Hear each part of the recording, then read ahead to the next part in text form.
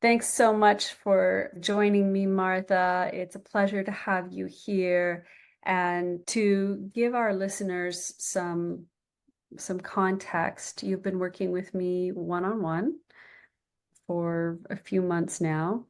And so before we get into what it's been like working with me, one question I always love to ask is, what was your enough is enough moment? And by that, I mean, so often I find that there's some very, very strong reason why somebody decides that they want and need to invest their time, their energy, and yes, their financial resources into intensive one-to-one work. And so could you please share like what that was for you? Hmm. Well, there were a lot of steps that built up that enough is enough. I knew there wasn't just one path or one mode of methods of getting my self back to where I want to be, but I knew there were components. And the more I studied movement education, I knew that nutrition was a piece of it. And then the more I studied nutrition, I knew that there was an emotional factor that was at the foundation of all of this. And and all of the resources that I had, I couldn't find any that really addressed that need for or a way to look at the emotional component more succinctly, more critically, in a way that is you can actually see, a problem solving step to address, how to reach inward, so to speak. And the first time I heard you speak was at an online conference called Shine that Dr. Rita Marie Loscazo puts on every year. And there was just a connection I felt right then and there. And that was that this is somebody I would love to connect with, because I think there's something in there, and it all the little pieces fell into place after that. Mm, So it was like a very tiny step by step process that brought me here. mm. Thank you. And I'm so happy that I was asked to speak at that conference. Dr. Rita Marie is an amazing doctor and an innovator ahead of her own time as well. Do you feel comfortable sharing your backstory and why you were looking for those answers? Sure, I am comfortable with that. And I think telling that story is also has its own healing qualities, but it begins with I was traveling to visit a very dear friend and her family with four of my five children during a time when my husband was overseas doing contract work for the government in Iraq. And one of my five children stayed home.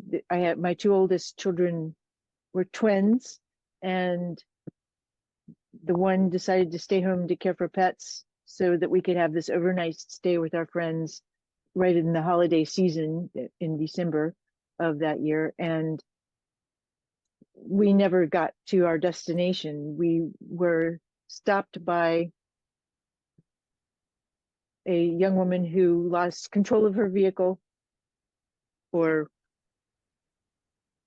however you want to describe that, and drove across all three lanes of her southbound traffic at plus 70 miles an hour, and came through the cable barriers that were insufficient to restrain traffic from coming that direction over into the northbound side. And my car was the lottery winner for stopping her. And she became airborne, landed directly on my car, directly on my daughter in the passenger seat, in fact, bounced off, burst into flames. We spun, now facing southbound, and she was now facing northbound. And And that whole event caused multiple injuries. Myself and another daughter in the car were medevac to a trauma hospital by helicopter and spent weeks in the hospital, multiple surgeries, months in a wheelchair, not able to bear weight on my most injured leg, and not even able to operate the wheelchair because of my broken arm. And all of this, I was taking in the process while having a very severe traumatic brain injury. And I think of that brain injury as a buffer to mitigate all of that trauma, to kind of buffer me from the impacts of all of those things. And it it has been a very long, slow process for me to find my way out of that cocoon of protection. And I knew right away I needed to change how I was eating. I needed to optimize what I was putting in my mouth. I knew right away that I needed movement beyond what they were trying to tell me I should be doing. I needed to be pushing my way out of that cocoon. And I pushed hard, and I would find myself, having to sit back and rest and recover from my pushes quite a bit. And it took time to find a happy medium to pace myself to get through the worst of that process. And I just kept searching for avenues, approaches to, help me learn what I needed to know, and to trust that I could learn, and to trust that my brain could heal. I believed it was possible. There was nobody offering me any prognosis. Oh yeah, you're going to be fine. It's going to be great. You're going to be doing all these things again. You'll be fine.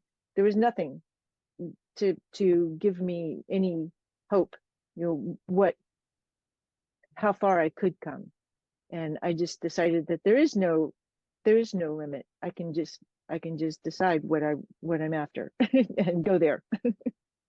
And so lots of years of process, much slower than I would have liked to have done. It took it took me so long to find you, for instance, and along the way I just knew what I was learning for myself. I needed to be able to develop the skills to pass on to others, so that I could, what's the song, don't forget to turn back around and help somebody coming along the road behind you. And that's just really powerful for me to help others to travel this path in a more expedient manner than I had to do. Hmm. Is that enough of a backstory? Thank you. So I appreciate how, number one, your vulnerability and sharing. So thank you so much. Because even if the circumstances are different, there are so many people who have felt like you in that position where life has literally stopped, come to an end, and you need to pick up the pieces. And I know that there were parts that were left out of there, and we will respect those. I just know that there has been a lot of emotional healing and needing to forgive, and helping your family heal and move forward physically, mentally, emotionally, on top of healing yourself. So again, thank you. Thank you for being the example of possibility for others, because this is what I truly feel it's all about. And I want to point out something, because you're absolutely amazing. Can you give an indication to our listeners, all of, or as many of them as you can remember, of your qualifications? Oh gosh. Well, I had been studying the Feldenkrais method of somatic education. I was in the middle of a 4-year training when that car collision happened. And I took a year and a half off from attempting to do that, continue that, and then started over again and did the full 4-year training all over. Um, so I have the Feldenkrais practitioner certification now, 20 plus years.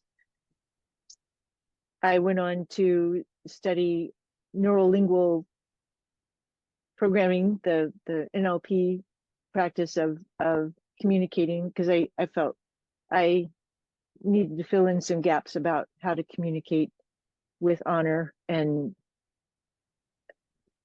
connecting with a person where they are. And that was a huge process. And then I found this nutritional therapy practitioner training that was literally reading about an author of a book. Where did she get this great information? Oh, NTP, what is that? And I went online to search what that was and found out that there was a training starting up in the next 3 months. And I said, sign me up. And that started my whole journey in filling in the nutritional pieces. And there's been multiple certifications around that. The Nutritional Therapy Association practitioner training, the restorative wellness practitioner trainings, they have 4. And that really expanded the awareness of how various stressors impact our emotions and our physiology, and how that, together with the movement education that I was also doing, studying melt method, another movement education process of recognizing how we can be proactive and do pre and post exercise treatments to ourselves that help to hydrate the fascia and keep the flow happening and minimize injury and recover more efficiently from injury. And it was just, oh my gosh, mind blowing. I'm still in the process of soaking all of that in. I'm in a level 5 training for that method right now. And it's been an ongoing learning process for sure. There's so many others that support and enhance all of these other certifications. But most of all, what I'm doing right now with you has been the most profound umbrella to wrap all of this together and find my voice to present to others. Love it. Now, you have been, and I'll add, you're doing all of this with a severe brain injury. Yes. Phenomenal. Still finding words, still trying to remember pieces. Absolutely. So, one final question. Could you give us an example of what a day in your life was like before starting to work with me and now just 3 months in? Sure. This is great. I love it. So I have a tool that I use called a bullet journal, and I've been doing that for several years now. And so I set out, the monthly plan for how I'm going to fit in my studies between the things that have to happen, like appointments or working with my husband or traveling with my husband. And then I would have a weekly plan, and then I would try to fill in blocks of time for doing different things. And there was a try piece. There was a, well, maybe my motivations were, all sincere, and, the enthusiasm was there, but somehow there just wasn't that flame fueling the fire to make the actions really become more solid. And in just these few months, 3 months, 4 months now, I've found that inner fire, and I've found that sense of, oh, I can do this. Oh, okay, let's just go, not even knowing what all the steps are. I just go, and it's happening daily. The eye-opening, oh my gosh, this is the me that I lost. And it's so profoundly Mm. encouraging, to know that this is possible. That with I didn't think I put in a whole lot of work at all to make this, to do the work to make this happen. But here we are. Here we are. I love it. I love it. And so, to put it into context, we're coming up to 20 years post injury. Mhm. And in that whole time, you trudged through, you kept going, you persevered. You were just like, I'm not giving up. I believe that this is possible. I'm doing this. And yet, 20 years is a long time. And I remember, and you just said this, so I'm not putting words in your mouth. I remember that you said that when I first started working with you, that you felt like you were a shell of the person that you had been before.